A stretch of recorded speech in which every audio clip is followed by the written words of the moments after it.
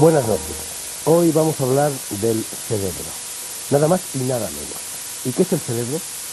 Aquí tenemos una maqueta, valga la palabra, de su anatomía, o mejor dicho, de la anatomía de casi todo el cuerpo. Muchas veces se ha comparado este prodigioso y misterioso órgano, común a todos los animales y extraordinariamente desarrollado en el ser humano, a una especie de sofisticado terminal de ordenadores de la enésima generación. Imaginemos que, como todos los ordenadores, tiene una entrada, un input, y una salida, un output, de datos, de energía, de reacciones y de información. En el sector de entrada hay grupos de receptores, neuronas modificadas y especializadas en transformar en señales eléctricas la información que llega a ellas procedente del mundo exterior. Algunos receptores responden a la luz, otros a las sustancias químicas, es el caso del gusto y del olfato, y otros a las deformaciones mecánicas, el tacto y el oído, por ejemplo. Los receptores entran en contacto con un primer conjunto de neuronas que a su vez sintonizan con otros, y así sucesivamente, en cada paso, a lo largo del camino, los axones se ramifican para establecer contacto con unas cuantas neuronas de las que siguen en la secuencia. Más pronto o más tarde, después de varios pasos, los axones nerviosos terminan en células glandulares o musculares, que son las salidas del sistema nervioso. En resumen, hay una entrada, que es la única vía de acceso para que el hombre conozca el mundo exterior, hay una salida, que es la sola vía de que dispone el hombre para responder al mundo exterior e influir sobre él, y entre la entrada y la salida está lo demás, que debe incluir percepción, emociones, memoria, pensamiento y todo lo que hace que el hombre sea humano. Hasta aquí, pedestre y áridamente descrito por quien, como yo, poco sabe de estas cosas, el esquema mecánico del funcionamiento del cerebro. Vamos ahora a meternos o a intentar meternos en sus honduras y también, sobre todo, en su mística y en su misterio, acompañados y guiados por 6 contertulios que sí saben y mucho de estas cosas. Enseguida los presentaré, pero antes querría leerles un poemilla breve e irónico de un autor americano, desconocido por otra parte, que sirve de colofón a este libro sobre el cerebro y la mente. Dice así. Se titula Yo, y el texto reza: creo que jamás encontraré una calculadora hecha como yo. Un yo aficionado al martini seco y a un poco de whisky con hielo. Un yo que mira a las chicas y demás, pero sobre todo a las chicas y mucho. Un yo que se abriga con un gabán y se divierte con un chiste procaz.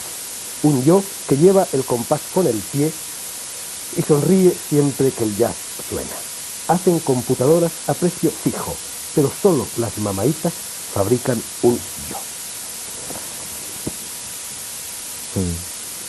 Y recuerden ustedes, por favor, que dígase lo que se diga a lo largo de esta tertulia, es el corazón y no la cabeza el instrumento que debe dirigir nuestra conducta, o diciéndolo de otra forma, que el corazón sea el rey y la cabeza el primer ministro.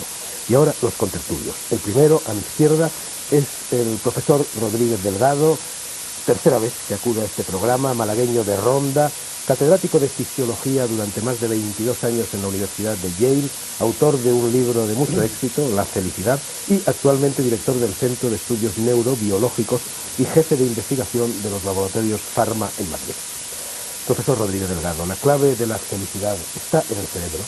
¿Podría ser feliz un descerebrado? A mayor cantidad de masa encefálica, más posibilidades de ser felices. ¿Son stricto sensu felices o pueden serlo los animales? Un descerebrado, evidentemente no. Preguntaría, ¿puede ser feliz una persona bajo anestesia general? No. ¿Y por qué no? Pues yo he dicho que todo está en el corazón y no en el cerebro. Y yo diría, pues no señor, todo está en el cerebro y no en el corazón. El cerebro es el centro de las emociones, de la conducta, de todo. Por eso, un descerebrado no puede ser feliz, aun cuando tenga un corazón muy bueno. ¿Y los animales pueden ser felices? Bueno, esto ya depende de la definición que hagamos nosotros de la felicidad. Hombre, ves a un perrito moviendo la cola y lamiendo las manos del dueño, pues eso parece muy feliz. Pero, ¿es eso una felicidad humana o perruna? Yo creo que son cosas muy diferentes.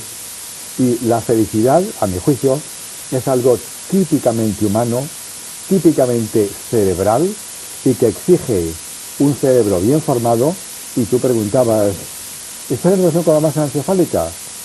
Pues no, porque la literatura cita gente, Anatole France, por ejemplo, era un hombre de un cerebro muy pequeñito.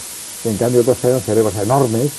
Compara un ratón con un elefante, pues vaya diferencia. Pues los cerebros son bastante parecidos en sus funciones. Así es que con la masa encefálica, no. Con las conexiones, y tú haces ahí una lección de anatomía preciosa, con las conexiones sí. La complejidad es precisamente la correlación. ¿Y qué es la originalidad? Las emociones, la personalidad, fundamentalmente las conexiones interneuronales. Y ya está bien. Te continúo de más y luego charlaremos que vamos a ver si el corazón o el cerebro, las neuronas o la neuroquímica. Que vamos a ver más rondeño te ha salido. Segundo contertulio, Jacobo Grinberg, mexicano del 46, doctor en Ciencias Fisiológicas por la Universidad Autónoma de México, profesor titular de Psicología en la misma universidad, director general del Instituto Nacional para el Estudio de la Conciencia de México y autor de 36 libros.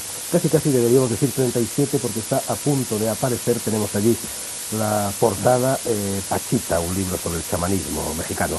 Jacobo Grinberg estuvo aquí en el programa dedicado al holismo y casi no pudo hablar por culpa del bueno de André Malví, el sabio mutante del mundo por montera que aquel día acaparó la conversación y no dejó abrir el pico a casi nadie. Vamos a ver si hoy tienes más suerte, Jacobo. Este programa nace de una comida, tú lo sabes también como yo. Era una comida en el curso de la cual nos contaste a mí, a Félix Gracia, a Luis Maggi, a José Antonio Campoy, a Isidro Palacios y a algún otro miembro de la redacción de la revista Más Allá y también de la tertulia de El Mundo por Montera. Nos contaste, decía, el experimento culminado con éxito que poco tiempo antes, y a propósito de los modos y maneras de la comunicación directa, sin intervención del lenguaje entre cerebros, habíais llevado a cabo en México. ¿Podrías explicar ese experimento y sus consecuencias al resto de los contertulios y a todos nuestros espectadores? ¿Cómo no? Bueno, el experimento lo que intentó fue ver si existían interacciones directas cerebro a cerebro. Como tú dijiste, sin el uso de la palabra, sin el uso de movimiento, sin el uso de sonido. Entonces lo que hicimos fue construir una cámara tono amortiguada. Esto es una cámara que amortigua la entrada del sonido del exterior, una cámara también visualmente opaca, trabajamos a oscuras totalmente, y electromagnéticamente aislada, de tal forma que impide la entrada de ondas electromagnéticas. En esta cámara invitamos a una serie de parejas, siempre trabajábamos con parejas, a sentarse cómodamente, cerrar los ojos, no hablar, no tocarse, y en esta situación de ausencia de estimulación, lo único que existía era la presencia del uno y del otro. Más tarde o más temprano, lo que estas dos gentes empezaban a sentir era precisamente esto, la presencia del uno y del otro, hasta que llegó un momento en el que la sensación de la mayoría de ellos era que estaban en contacto directo. Un poco difícil definir, ¿no?, lo que sería el contacto directo. Se sentían uno al otro, sin necesidad de utilizar lenguaje. En ese momento, uno de los dos fue invitado a pasar a otra cámara, que también habíamos construido de antemano, con las mismas características. Pues aislada, son amortiguada y electromagnéticamente blindada de la primera, de tal forma, y esto es muy importante, que no había posibilidad de que ondas electromagnéticas pasaran de una cámara a la otra, por lo menos de ciertas frecuencias. En esta situación les invitamos a permanecer en comunicación, a seguir sintiendo la presencia uno del otro. El que se quedó en la cámara original fue estimulado, se le aplicaron una serie de destellos y registrada su actividad provocada ante los destellos, lo que llamamos un potencial provocado. Un potencial provocado pues es la respuesta de la corteza ante el estímulo, es una respuesta muy conocida. Y simultáneamente estábamos registrando la actividad cerebral de la otra persona que no fue estimulada, que no sabía que su compañero estaba siendo estimulado, y lo que observamos es que cuando aparecía un potencial provocado en la persona estimulada, en la otra persona también aparecía un potencial que era sincrónico con la aparición del estímulo, con la presentación del estímulo. A esto le llamamos potencial transferido o potencial de transferencia. Y lo que está indicando es que un cerebro, de alguna forma, estableció contacto con el otro cerebro en forma directa. Y lo que le sucedió al primer cerebro tuvo repercusión en el segundo cerebro, sin que necesariamente mediara la conciencia. Por lo menos en nuestros sujetos, al preguntarles, por ejemplo, a aquellos que habían tenido su potencial transferido, ¿sentiste algo? ¿Supiste lo que pasó con tu compañero? Decían, bueno, creo que algo sucedió, pero no estoy seguro. O sea, no había necesidad de que el evento fuera consciente para que sucediera, para que el cerebro lo registrase. Ahora, ¿qué consecuencias? ¿Cuáles son amplísimas, ¿no? Porque en primer lugar nos está diciendo que el límite de la actividad cerebral no es el cráneo, ni siquiera la estructura cerebral, sino que hay un nivel de actividad cerebral que, por así decirlo, trasciende la misma estructura. Y esto se puede explicar de muchas formas, como dijo antes el profesor Delgado. Lo importante en el cerebro son las interacciones interneuronales. Esto es lo que da la inteligencia, lo que da la capacidad cognitiva, etcétera, etcétera. Se puede asumir que como resultado de una serie enorme de interacciones entre los elementos neuronales, se creen campos de interacción. Y estos campos de interacciones, que nosotros le llamamos los campos neuronales, puedan no estar, y de acuerdo a nuestro experimento, limitados por la estructura cerebral, sino que afecten la estructura del espacio y sean medios de transmisión de cerebro a cerebro. Ahora, esto indica que cada uno de nosotros está interactuando todo el tiempo sin que lo sepamos, sin que necesariamente tengamos conciencia de ello, entre nosotros. Existen interacciones, de tal forma que así como hay una red de interacciones interneuronales, podemos suponer la existencia de una red de interacciones intercerebrales. Y esto permitiría asumir la posibilidad de la existencia de un organismo que surja de estas interacciones intercerebrales. Un organismo, ¿qué quiere decir un organismo? Un nivel de actividad que nos trascienda como individuos, del cual formamos parte y muy probablemente el que nos está afectando y estamos afectando. Lo que podría ser quizá la base estructural o fisiológica ya de la nueva fisiología de la conciencia planetaria, de un estado de conciencia que nos incluye, que estamos alimentando continuamente y que definitivamente nos está afectando, porque podríamos decir, bueno, esta red de interacciones intercerebrales, de alguna manera, como muestra el experimento, está afectando nuestra actividad cerebral. Por lo tanto, estamos recibiendo información de esta red. Yo le llamo el hipercampo, por darle el nombre a esta red de interacción. Me da vueltas no la cabeza sino el cerebro. A ver si consigo moderar el resto del programa. Tercer contertulio, José Álvaro Calle, que es muchas cosas. Es físico, o ha sido, ingeniero, médico y psicólogo.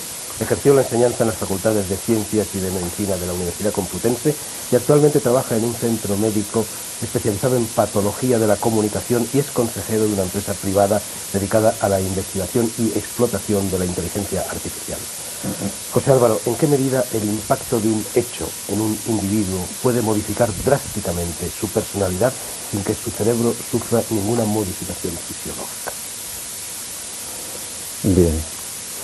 Después de la explicación que ha hecho Jacobo Grinberg, creo que me facilitará esa explicación lo que quiero yo añadir para justificar la respuesta a la pregunta.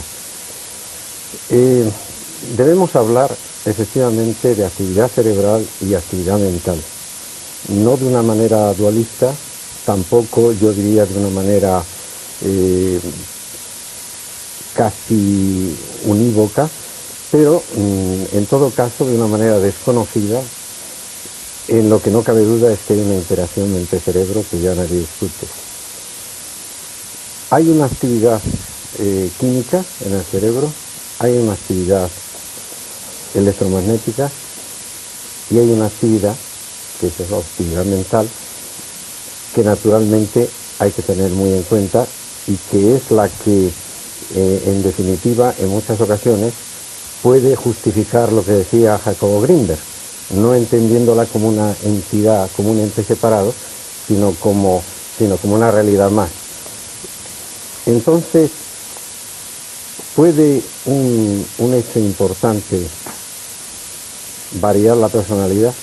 Bueno, yo diría que la pregunta es muy buena porque no tiene por qué aparentemente o inmediatamente modificarse para nada la estructura biofísica y bioquímica del cerebro y sin embargo cambiar radicalmente la personalidad. Voy a poner un caso concreto para aclarar ideas. Una persona ha sido entrenada maravillosamente de forma que toda su actividad cerebral sea perfecta. Y además ha mantenido una alimentación perfecta y se ha desarrollado un ambiente sociocultural también maravilloso. Y un día, con la voz más armoniosa y angelical, incluso yo creo que se le podría decir, como en el chiste por sevillanas, se le podría decir, mira, tu familia ha perecido abrasada en un incendio. Eso es suficiente para trastornar absolutamente el comportamiento en adelante de esa persona, si no estaba preparada su personalidad para resistir tal envite. Y yo diría que eso no tiene nada que ver con la estructura biológica o psicobiológica de la persona. En definitiva, creo que un hecho puede cambiar radicalmente la personalidad y sin embargo, en principio, no afectar para nada esa estructura biológica. Ahora bien, lo que sí va a pasar es que como hay una interacción entre la actividad mental y la actividad cerebral, va a repercutir ese impacto vía mental en el resto de la persona, se va a alterar la bioquímica, va a cambiar toda su actividad endocrina, cardiovascular, todo. Las defensas le van a disminuir a esa persona y en definitiva esa persona tiene tantas más posibilidades en resistir esos embates duros de la vida cuanto que esté mejor preparado mentalmente. Y ya para terminar, quisiera añadir algo que suena un poco a broma, pero corroborando lo que dice Jacobo Grinberg. Cuando terminemos esta emisión, yo propondría a todos los que estamos aquí y a todos los que nos escuchan que meditaran si nos llevamos a casa cada uno de nosotros nuestra mente, o nos la dejamos aquí, o continúa aquí de alguna forma y en nuestra casa también. Porque este es un problema realmente, yo creo, interesante desde el punto de vista científico y al mismo tiempo filosófico. Se quedan aquí nuestras mentes, nos las llevamos, están aquí y allí. Oye, dímelo, ¿se quedan aquí nuestras mentes o nos las llevamos?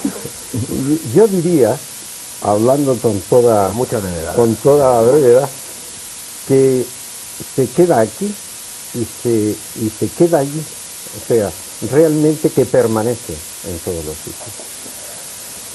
Cuarto contertulio y miembro habitual del Mundo por Montera, no voy a presentarlo, Antonio Escotano. Antonio, los frenólogos, que con el italiano Lombroso a la cabeza tuvieron bastante predicamento científico durante el siglo pasado y parte del XX, adscribían las funciones espirituales a zonas concretas de la geografía del cerebro, estableciendo así una especie de topografía tangible del espíritu y encauzando este a través de un mecanicismo y de un determinismo prácticamente absolutos. Con ello liquidaban el libre albedrío. Hegel, en la fenomenología del espíritu, sostenía lo contrario, la imposibilidad de localizar el espíritu. Es el espíritu el que crea el cerebro y no al revés. Me gustaría que te explayaras un poco sobre estas nociones. Bueno, nos hemos reunido aquí a tratar un tema, como antes comentábamos, atroz. La piel es esencial para la supervivencia Pero aquí estamos hablando de lo que permite hablar, de la fuente del sentir. Aquí hablamos de aquello que permite tener conciencia y autoconciencia. En esa medida, entiendo que para empezar, aquí, aún más que en la física subatómica, es donde se aplica el principio de indeterminación. Las paradojas del contenido y el continente, de la condición y de lo condicionado, de lo íntimo y de lo supremo. Cuando intentamos aplicar el principio de causalidad, por ejemplo, decimos, el sistema límbico es el origen o la localización de las emociones, o de ciertas emociones. ¿Hasta qué punto esto se distingue de decir que la forma de la uva determina el sabor del vino? Yo diría que la forma de la uva y el sabor del vino están conectadas, pero que al mismo tiempo son determinaciones libres en sí.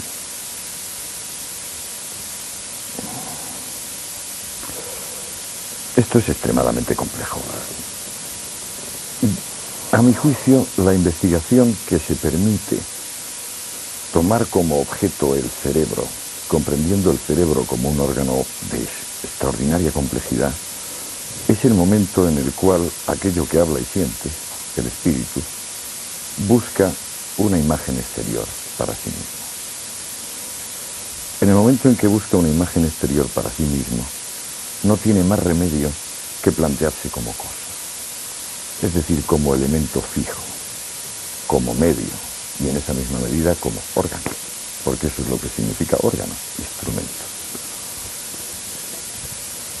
En su formulación originaria, el espíritu se pretende lo contrario, es decir, fin en sí, pura relación, algo irretenible y fluido. Lo que resulta de la conexión entre este esfuerzo del espíritu por darse una imagen exterior y lo que el propio espíritu es que deja de ser pensamiento, sentimiento, inteligencia, para plantearse como algo que tiene pensamiento, sentimiento e inteligencia. Es decir, se expone a sí mismo como facultad, en vez de exponerse a sí mismo como naturaleza. Entiendo que es un tema donde normalmente nos desorienta la complejidad y, sin embargo, deberíamos atenernos a la sutileza. ¿Por qué es la sutileza el contenido de este asunto? En la medida en que las intervenciones previas de los contertulios son tan excelentes, yo no querría con la mía interrumpir la fluidez de este diálogo. Vamos a ver si tampoco nuestro quinto contertulio la interrumpe. Se trata de otro miembro habitual del Mundo por Montera, es el psiquiatra José María Poveda. José María, hace un mes yo acababa de regresar de Oriente, tú viniste a cenar a casa, estaba también Antonio Escotado, y yo os dije que para mí Oriente era algo así como la Virgen de Lourdes para los tullidos, que llegaba allí y en cuanto colocaba el pie en el aeropuerto de cualquier país oriental, inmediatamente todos mis males, todas mis preocupaciones, todas mis nébulas, todas mis dolencias desaparecían como por arte de encantamiento, y que no me lo podía explicar, me lo explicaría si hubieran transcurrido 2 o 3 o 4 días desde mi llegada, pero simplemente al llegar en el mismo instante me parecía bastante extraño. Entonces tú me dijiste algo que me inquietó y que yo ahora te voy a lanzar. Me dijiste, bueno, Fernando, es que tú trabajas sobre todo con el hemisferio derecho del cerebro y en Oriente también tiene más peso en su vida, en su historia, en su cultura, en su civilización, el hemisferio derecho que el izquierdo. Después de esto yo casi me hubiera quitado el hemisferio izquierdo y me hubiera quitado. ¿Qué me querías decir con esta afirmación? Bueno, bien, pues efectivamente una afirmación que era como un mapa para el territorio que es el cerebro y un intento de explicación para ello. Efectivamente, el cerebro, como han apuntado las personas que anteriormente han hablado, es de una complejidad asombrosa. El número de neuronas pues sería no mucho, pues muchísimo. Cifra de decir, bueno, ¿se imagina usted la plaza de Tiananmen llena de chinos? Bueno, pues 1 millón de plazas de Tiananmen llena de chinos tenemos dentro de la cabeza si nos ponemos a contar las neuronas, cosa que casi no cabe en la cabeza. Entonces, para explicar cómo funciona el cerebro, seríamos capaces de monitorizar a millones de chinos en sus interacciones y hacernos otro mapa de lo que realmente supone la acción de millones de chinos en interacción. Bueno, eso es lo que pretendía el sistema comunista, pero parece que han fracasado. Es complicadísimo. Entonces, lo que te comentaba al hablar de hemisferio izquierdo y hemisferio derecho es que esto es un modelo de una manera de hablar, un mapa para el territorio del cerebro que puede ser además pues muy matizado. Pero una idea que comprobamos en una serie de experimentos en California hace una serie de años, en los que estaban pues Sperry, Gazzaniga, Gallin, una serie de Ornstein, sobre quienes ha escrito pues el propio Calle pues escrito sobre ello en el libro que hay de sistema nervioso y sistemas de información. La idea fue que relajábamos a una persona que estaba con un sistema de electroencefalografía colocado y sobre una posición de reposo en el que producía pues ondas básicamente alfa generalizadas. Le decíamos, póngase usted ahora a pensar que escribe una carta. Entonces, en ese momento, la parte izquierda y cierta parte de la parte izquierda del cerebro se desincronizaba, entraba en unos ritmos más rápidos que evidenciaban acción en el cerebro izquierdo en ese momento. Pero si a esa misma persona, y estamos hablando de diestros, se le pedía, imagínese usted que es como un arquitecto que está diseñando castillos en el aire, tarea que en vez de ser de escribir y racional, era una tarea visuoespacial. En ese momento la parte que se desincronizaba era la parte derecha. Entonces, con esto queríamos decir que no se puede hablar de un localizacionismo a lo vasto, pero que lo que encontramos es que las partes que se ponían a trabajar eran distintas según la tarea. Entonces, a partir de ahí se han extrapolado una serie de ideas, es decir, entonces el hemisferio izquierdo podría ser un modo de procesar la información que utiliza coordenadas verbales de secuencia temporal lineal, o sea, el pensar en el tiempo del reloj sería típico del hemisferio izquierdo, que sería algo muy verbal, mientras que el hemisferio derecho se manejaría en la realidad con visualizaciones, flashes, un tiempo circular más bien, estados de ánimo no verbalizables fácilmente. Entonces, en ese sentido se quiere decir que para un europeo, cuando uno llega a Oriente, está todo como tan difícil de cosificar o de codificar a bote pronto, de ponerle la palabra, que ya el hemisferio izquierdo se desconecta automáticamente. La idea entonces es que el paradigma este del lado izquierdo, analítico, crítico, masculino, activo, occidental, en oposición a un lado derecho, pasivo, femenino, más capaz de recibir, es un paradigma que nos sirve en ocasiones para explicar, por ejemplo, al grupo de Milton Erickson le sirve para explicar la hipnosis. Dicen, en realidad, hipnotizar a alguien es dejarle tranquilo a su hemisferio izquierdo, crítico y tal, dándole un cuanto de razón como a los locos, y entonces cuando te hipnotizan te dicen, ¿le pesa a usted no sé qué? Pues claro que le pesa, siempre me pesa. Y si pacificas al hemisferio izquierdo, pasas al hemisferio derecho de la persona y ya puedes hacer un trabajo de hipnosis. Para explicar incluso la creatividad según Sperry y Gazzaniga. Lo que dicen, un señor es tanto más creativo cuando sepa conectar el hemisferio izquierdo, el verbal, con el derecho. Y entonces en la medida que él haga síntesis de estos dos modos de la realidad, claro, el hacer esa síntesis es estar un poco en una frontera, que es lo primero cuando uno cambia de situación. Pues entonces tiene que ser un campo para la creatividad. Y esto lo explicaban a base de conexiones de ambos hemisferios, poniendo en relación cosas que no estaban en relación antes. Y este paradigma sirve finalmente para explicar cosas tan simpáticas como el propio chiste. Según lo cual, el chiste sería como la conexión de dos procesos de la propia realidad que cuando se ponen en contacto, al ver su punto de contacto, se produce una fusión de dos campos que crean humor o que llaman la atención, porque son dos campos que en sí son consistentes, pero cuando se ponen juntos se disloca la cosa, es decir, dos códigos. Esta es la teoría de Arthur Koestler en un libro muy bonito que se llama El acto de la creación, The Act of Creation. Entonces dice, si el chiste este de que había un señor jugando en la cárcel con sus carceleros a las cartas. Los carceleros, un chiste alemán malísimo, por cierto. Entonces está jugando a las cartas con los carceleros. Los carceleros, al ver que este hombre les hacía trampas, le dieron una pata en el culo y lo echaron fuera de la cárcel. Claro, son dos líneas consistentes de pensamiento, pero cuando se ponen juntas pretenden justificar la gracia, ¿no? Entonces el paradigma la ruptura del sistema, en cierto modo. Esto es. Bueno, entonces tengo que llegar a la conclusión de que yo soy oriental, femenino y de derecha. Esto con tertulia, o mejor dicho, con tertulia, Dominique Aubier, francesa de origen y española por vocación, un personaje casi mitológico para quienes desde hace varias décadas nos interesamos por el esoterismo, por el pensamiento mágico, por las religiones esotéricas y por las tradiciones iniciáticas.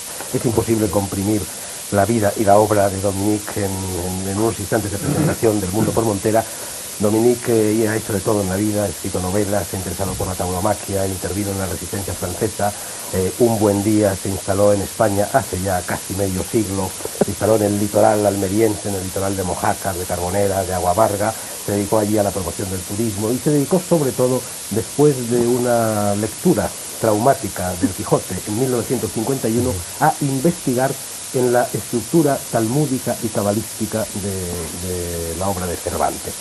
Y desde allí, poco a poco, llegó a desembocar, respondiendo siempre a la lectura del Quijote, en este libro monumental, La cara oculta, la cara escondida del cerebro, en 2 volúmenes, que ha aparecido hace pocos meses en Francia y que ha tenido una enorme repercusión en los medios culturales franceses y pienso que dentro de poco lo tendrá también en los españoles. Dominique, tu libro busca el camino de lo que en la Bhagavad Gita de la religión hinduista se llama conocimiento esencial. Dice Krishna a Arjuna en el versículo 2 del canto 7 de la Bhagavad Gita: voy a revelarte sin omitir ni olvidar nada el conocimiento esencial, lo que en sánscrito se llama vijnana. Cuando lo hayas recibido no te quedará nada más por aprender en este mundo. Esto lo dices en la primera página. En la página 20 del segundo volumen explicas que el conocimiento, la gnosis, la iniciación, consiste en tener la tet dan la tet, la cabeza con mayúscula en la cabeza con minúscula, tal y como lo señala un proverbio hebreo a propósito del sabio. Me gustaría que aclararas un poco, en la medida de lo posible, este galimatías y también qué relación guarda todo ello con la cara oculta del cerebro. Pues he sido muy emocionada de oír hablar español con tanta perfección y debo excusarme porque yo hablo un español de campesina, ¿no? El bueno, Pero ese es el bueno, Dominique. espero que sea el No es de bueno, los pero políticos y de me los perdonarán todos los errores, ¿eh? El francés sería muchísimo más inteligente que el español, pero el corazón, como tú decías, es muy hispanizado. Pero en francés no se puede escribir. Entonces voy a buscar, he sido muy emocionada por sus intervenciones a todos, porque me han colocado, sin haberlo previsto, en la misma situación que está usted aclarando. ¿Cuál es? Pues, no busca... Dominique, aquí nos tratamos todos de tú. Ah, Como en Carbonera. Perdón, es que el tú me es muy difícil, pero con muchísimo gusto voy a dar del tú al señor Delgado, que tiene pariente en Carbonera que no están oyendo. Entonces, me ha emocionado cuando tú hablaste de la felicidad. Me ha emocionado cuando tú hablaste de esta vida interior en la cual nosotros seríamos neuronas. Me ha emocionado mucho su participación, pero no voy a precisar por qué, porque no soy capaz en español. Me interesó su subtilidad y me ha conmocionado muchísimo su intervención con la izquierda y el derecho. ¿Por qué? Porque la primera cosa que enseña Krishna, pero que también enseña el Talmud y que enseña cualquier tradición, y que la vamos a repartir simbólicamente entre nosotros, es que el cerebro, su primera aplicatura es de ser con 2 hemisferios, lo que decía usted, el de derecha y el de izquierda. Pues esta noción que están poniendo tanta pregunta a los científicos, las tradiciones la conocen perfectamente. Y le voy a decir cómo, para que vean que no voy por opiniones, sino por pruebas. ¿Conoce usted la noción de yin yang? Lo tiene usted en la camisa. El yin lo tiene usted en la camisa. Sí, está aquí. El yin y el yang es la izquierda y la derecha vista por los chinos. Yo lo llevo colgado del cuello. Lo vista por los chinos, pero cómo lo ven los chinos es muy importante. Ven la relación izquierda-derecha en su sinergia complementaria e inversada. Entonces es una manera de sobrever la relación izquierda-derecha en su funcionamiento general. Si usted consulta la cosmología masdiana, verán aparecer 2 palabras que dicen exactamente lo mismo, que es Hetit y Menot. El Hetit es el estado mental que corresponde al espíritu derecho y el Menot es el motor. Si usted toma el pensamiento mexicano de los Sioux, tienen una noción fabulosa para los antropólogos, que es el tonal y el nahual. El tonal es la parte exterior, espacial, Y el nahual es la parte informativa del motor. El tonal es lo nombrable con palabras. El tonal soy yo. Y el nahual es mi cerebro. Dentro de mi cerebro, el nahual es la parte motor, la que tiene el lenguaje. Y el tonal es la otra. Y se puede seguir en muchas cosas porque el tonal y el nahual al final solo cromosomas. Al final los nahual solo cromosomas. Pero quiero decir que como el mundo de lo posible, lleno de posibilidades. Pero la noción, si las tradiciones conocen también la izquierda y la derecha, no es por haberlo visto como ustedes en el escape, así, no, lo han observado. Y lo han observado en su funcionamiento. Y no solamente hay el tonal y el nahual, pero hay muchas otras cosas. En la Cábala y en el Sufí dice con muchísima precisión la izquierda y la derecha. Es decir, que la noción de orientación, de simetría izquierda y derecha, en las religiones reveladas, en la gnosis judía, cristiana, islámica, la noción va directamente, no con interpretación funcional, sino directo a la noción izquierda y derecha. Y si ustedes leían el Zohar es un tratado concreto de cómo funciona en sinergia la izquierda y la derecha. Por eso, cuando tú decías que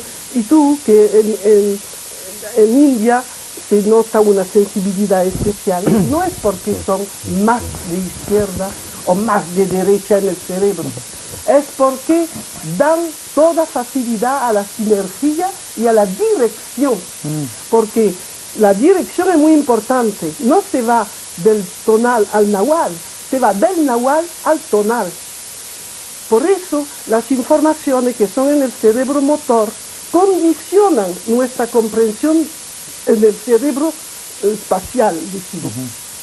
Y las tradiciones dicen que no se debe separar. Y hay un chiste, ya que tú hablabas de chiste, chino, que me gusta mucho. Es un monje, tú no eres monje cruzado, sí, un poco. Entonces, un monje que no es cruzado está cogiendo una berenjena en el jardín. Y otro monje lo mira y le dice, tú coges muy bien esta, pero ¿cómo haces para coger la otra? Y el tío se levanta y lo mira con sorpresa. Entonces el monje que ha hecho la observación toma el instrumento del otro y coge una flor. Y el otro le dice, sí, coges tú muy bien la flor, pero ¿cómo tú harías para coger el fruto? Y un tercero monje que viene dice, Señor, hay que coger la flor y la fruta y saber coger los dos, no en el mismo tiempo, sino cada uno siguiendo el otro. Y eso es la gran noción del dentro y del fuera, que es una noción esotérica que parece tan difícil y que no lo es. Es que nosotros cuando tenemos una impresión o una información en el cerebro izquierdo, motor, inmediatamente se trasloca y se convierte en una sensación espacial, tal como se convierte en los cromosomos, el ADN que se convierte en proteína. Hay una transformación del universo verbal lineal en un universo espacial, que eso es el milagro. Ahora, es una técnica para memorizar, que enseñan en algunos sitios.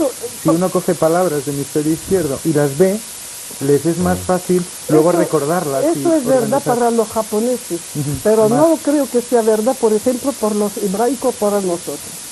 Porque los japoneses y los chinos y los indios son regiones de la esfera. Es que antes de hablar de esto me habría gustado precisar una cosa para ti. Pues venga, precisa y así Jacobo contesta. Sí, es que la gran noción esotérica, ya que yo no soy científica, no me pueden contradecir, tengo suerte. La gran noción cabalística y sufí y gnóstica es la siguiente. El universo es un cerebro, pero el universo en el cual nosotros vivimos es nada más que la mitad de este cerebro, la parte espacial, la larga, como decía usted. es decir, la parte material. Por eso es material, por eso hay todos los mecanismos que conocemos, y en este universo, detrás de él, hay la mitad que falta, la mitad verbal, existe. En la Cábala es una noción muy clara en gnosis bíblica, porque se llama el príncipe de la cara, el que manda ahí, que no es Dios ni el creador, es la otra parte del cerebro. Son nociones esotéricas, no son nociones científicas, aunque hoy la ciencia va muy cerca, porque el concepto antrópico no sé dónde está aquí, si no es muy cerca. Los científicos son al borde de decir lo mismo. Dicen los esotéricos que en este universo lo que da la forma es el concepto de creación.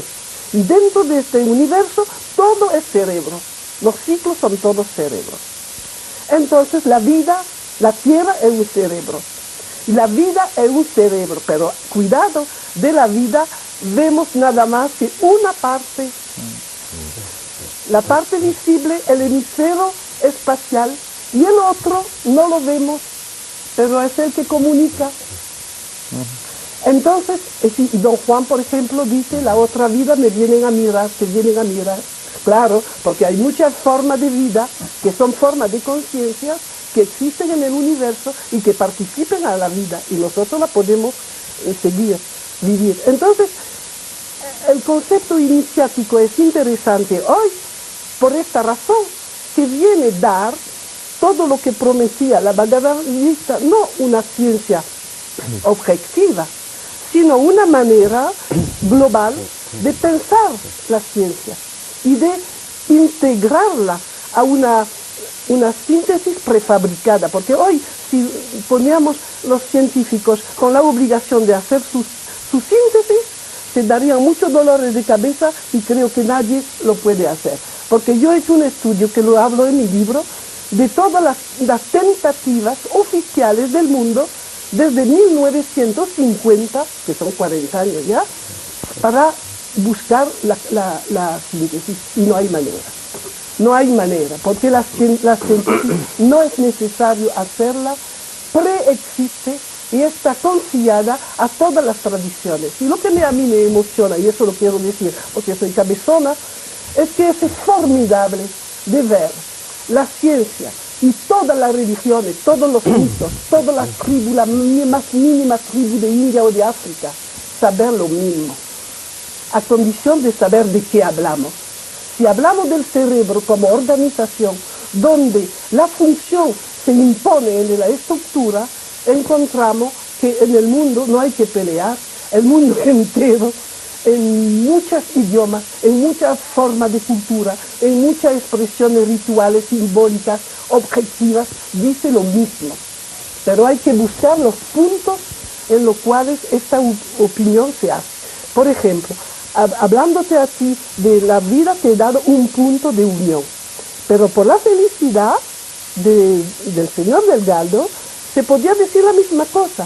La felicidad, tú has dicho, es cuando un cerebro funciona bien. Dominique, ¿me permites que te interrumpa? Sí. Porque se nos está yendo el programa entero. Es casi peor que André Malvin. Yo creo que en vez de seguir el camino de la felicidad, vamos a seguir el camino que había señalado en tu interpelación a Jacobo, y Jacobo creo que quería decir algo, y luego al profesor Rodríguez Delgado. Jacobo, bueno, y os ruego a todos más brevedad de las intervenciones, porque se nos va el programa. Perdóname, que no me he dado cuenta. Nada, no te preocupes, pasa siempre. Bueno, ha sido muy interesante escucharlos, y yo estoy de acuerdo con Dominique, ¿no? Lo importante es la sinergia. Y yo quisiera relatarles un experimento que hicimos en México, que está íntimamente ligado con algunas de las cosas que se han hablado.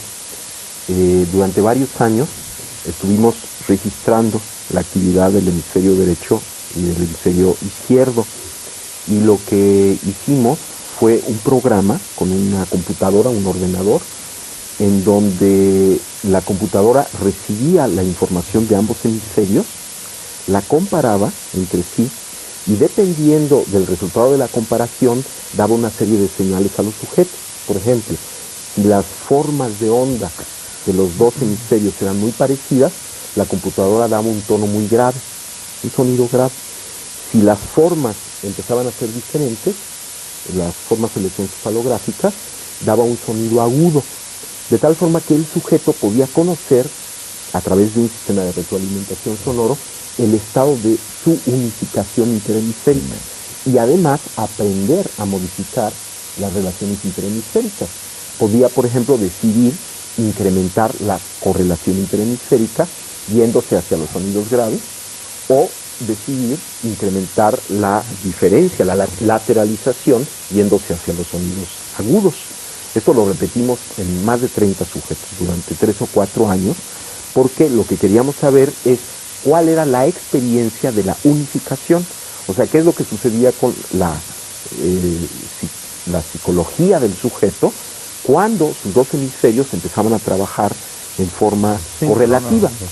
Y lo que en todos los casos los sujetos reportaron es que a medida que se incrementaba la correlación interhemisférica y llegaban entonces los dos hemisferios a trabajar en forma coherente, su sensación era la de llegar o la de tocar un centro yoico, una unidad, un estado interno de quietud, de paz, de coordinación. O sea, correspondía ya a un isomorfismo entre su experiencia subjetiva y la correlación interhemisférica. En cambio, mientras menos correlación interhemisférica había, los sujetos reportaban una sensación de dispersión. Se sentían mal, se sentían que no estaban en unidad. Muy interesante. Los sujetos más entrenados reportaban que cuando lograban controlar a voluntad la correlación interhemisférica, esto es, incrementarla o decrementarla a voluntad, empezaban a sentirse como en una existencia, en un estado, en una localización extracerebral. O sea, no quiero decir que se salían de su cuerpo y veían su cuerpo, sino que sentían que su experiencia estaba localizada en un lugar que ya no era derecho-izquierdo, sino que incluía a ambos. En un segundo experimento, lo que hicimos fue hacer interactuar gentes que normalmente permanecen en un estado de alta correlación interhemisférica. Todos nosotros tenemos oscilaciones en nuestra interacción interhemisférica.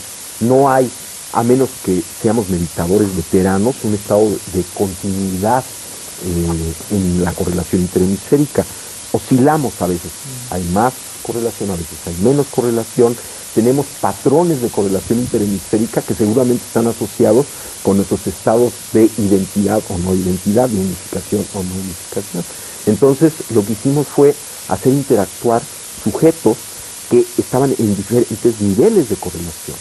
Y lo que observamos, parecido al experimento de potencial transferido, es que el sujeto que tenía más elevada correlación interhemisférica siempre atraía hacia su nivel al otro sujeto. Esto es la interacción preverbal, no sin verbalización, simplemente por la sensación de presencia mutua. El sujeto que tenía baja correlación empezaba a aumentarla. Y el que tenía alta correlación disminuía ligeramente su correlación hasta que llegaban a un equilibrio. Y pienso que esto está muy interesante pensarlo en términos de las relaciones entre nosotros los humanos, cómo nos sentimos unos con los otros y hasta dónde el estado de unificación de alguien cambia el ambiente. Eso yo estoy un poco preocupado, porque yo creo que tenemos una intercomunicación cerebral muy buena que sea entre nosotros, pero tenemos la misma comunicación con esa gente que nos está oyendo, con nuestros telespectadores. Yo creo que no. Y entonces lo que yo propondría aquí es que en vez de tener el seminario de alta altura científica, a mí me está interesando mucho lo que estáis diciendo todos vosotros, pero mi cerebro está pensando en el cerebro de toda esta gente que nos está escuchando. Y se le escapa a esta gente un poco lo que estamos hablando. ¿No sería quizá más necesario el pensar el cuáles son? ¿Quién eres tú? ¿Quién soy yo? ¿Cuáles son los estímulos que estructuran el cerebro de la gente que nos está escuchando? Pues claro que las cosas suyas tienen una enorme importancia, pero eso puede explicar transmisión de pensamiento, maravilloso. Pero el cerebro de toda esa gente, lo importante son, como tú decías, Fernando, los inputs y los outputs, los estímulos sensoriales, y esto es lo que va a formar el cerebro de toda esta gente que nos está escuchando. Y yo entonces la pregunta que yo haría a todos es, ¿cuáles son los elementos estructurales de mi yo? Del yo de toda esa gente, de todos vosotros. ¿Quién eres tú? ¿Cuáles son las cosas que a ti te han afectado? No, es que esto es importante por lo que la gente nos está Pero escuchando. ¿puedes dar Entonces, respuesta a eso? ¿Cómo? ¿Puedes dar respuesta Sí, a eso? absolutamente sí.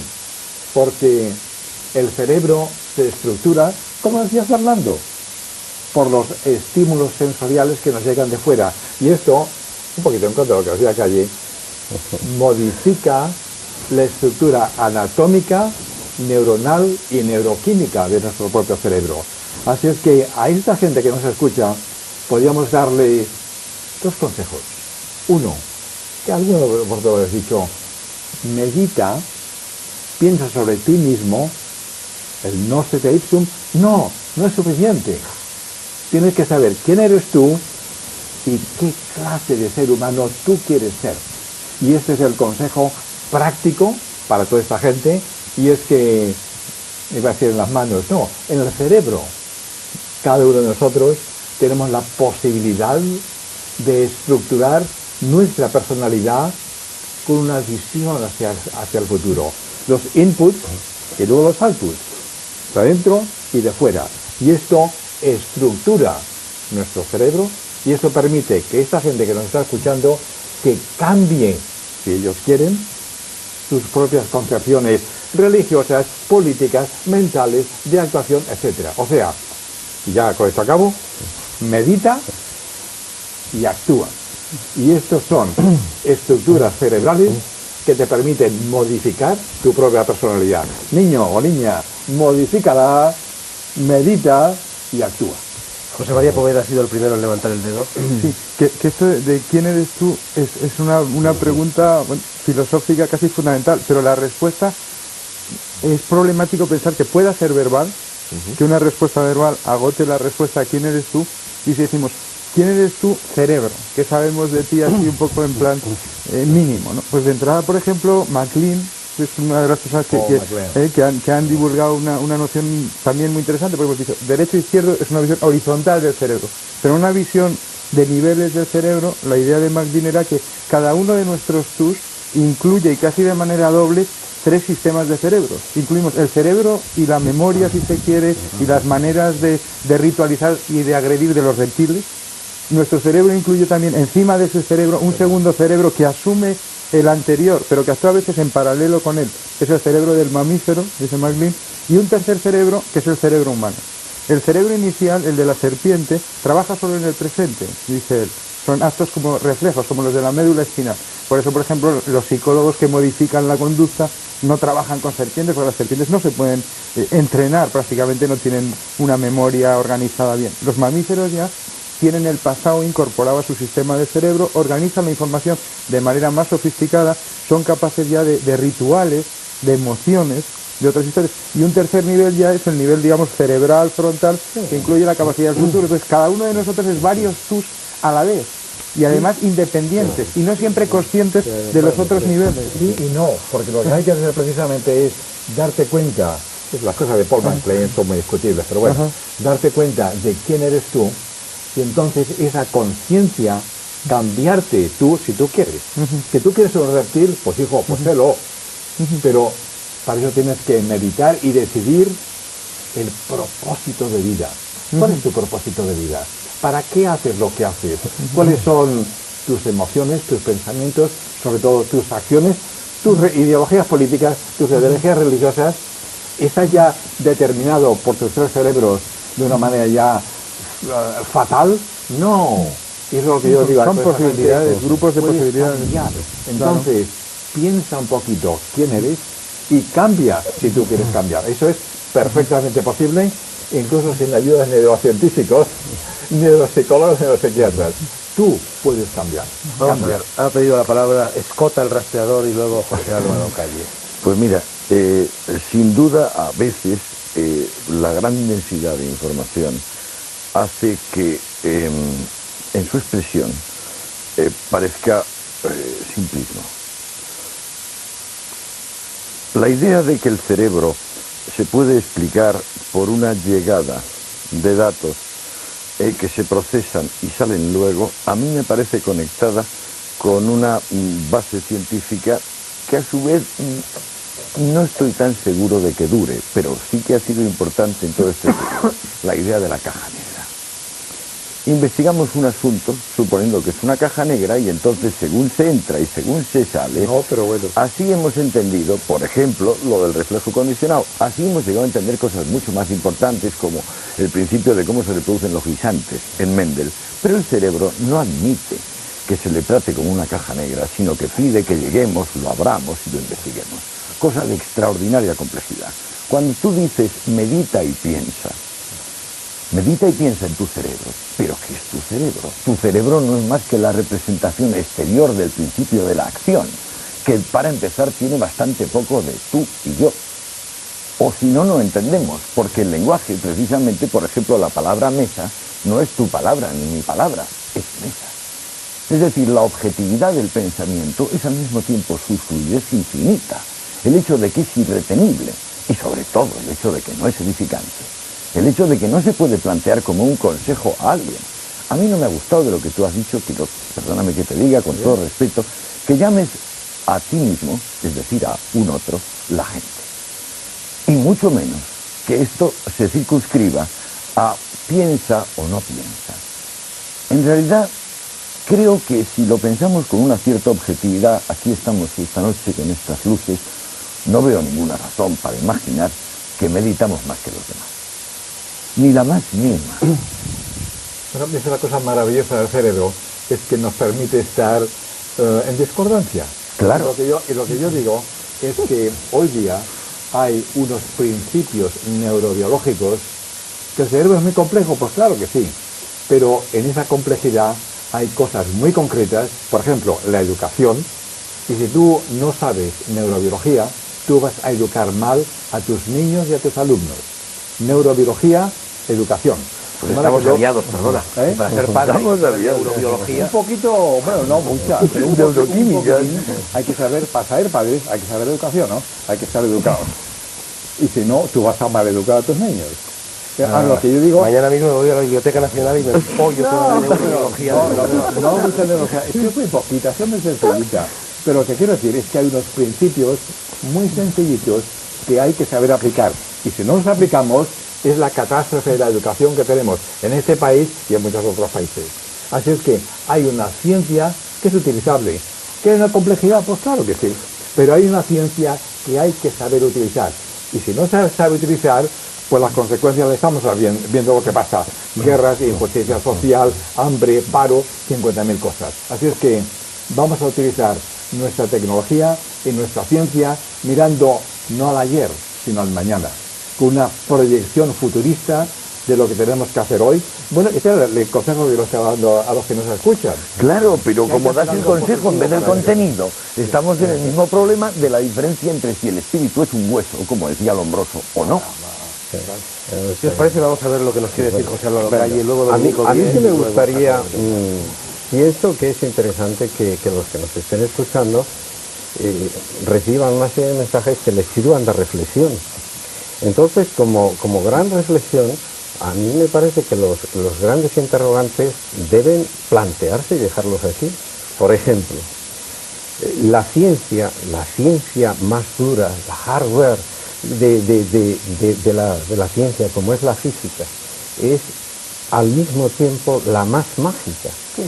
Y dice, por ejemplo, la física, identificándose prácticamente con lo que ha dicho Dominique, refiriéndose a la cábala o al sufismo o a la sabiduría oriental en general.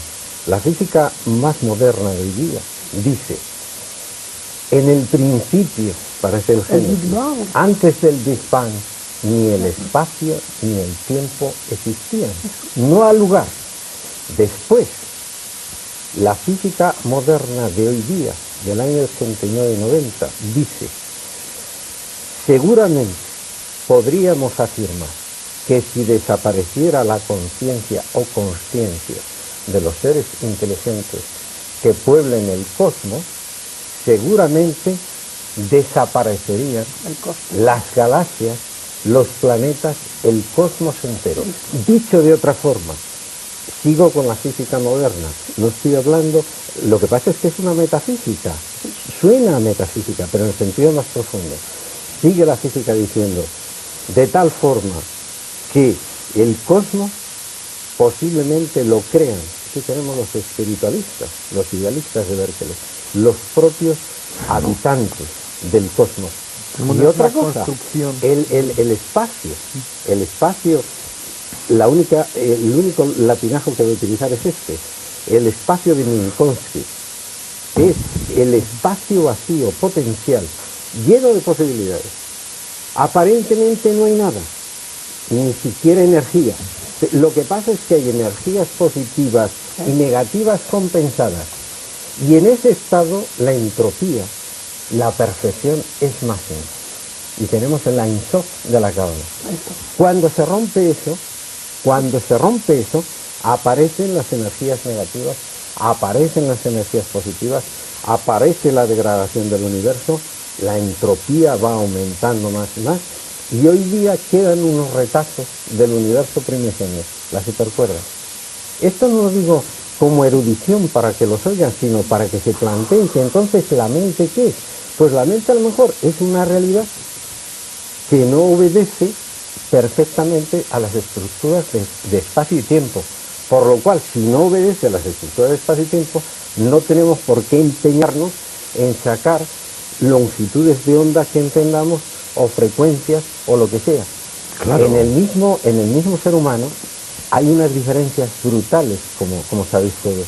Mientras que el oído, yo lo comentaba con vosotros, entiende de 6 a 6.000 hercios en números redondos, la visión tiene que estar preparada la nuestra para identificar unas frecuencias que están en los órdenes de cientos de billones con B españoles de hercios.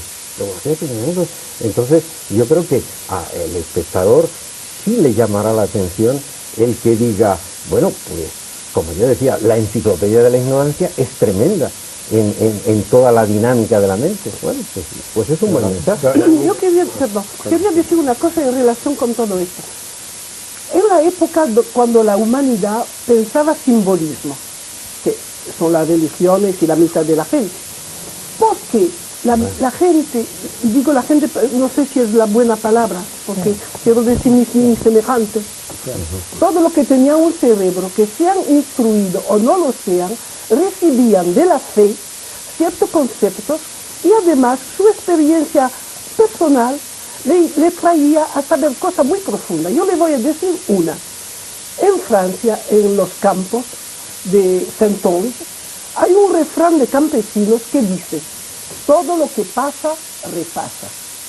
Es decir, todo lo que viene una vez, viene una segunda vez.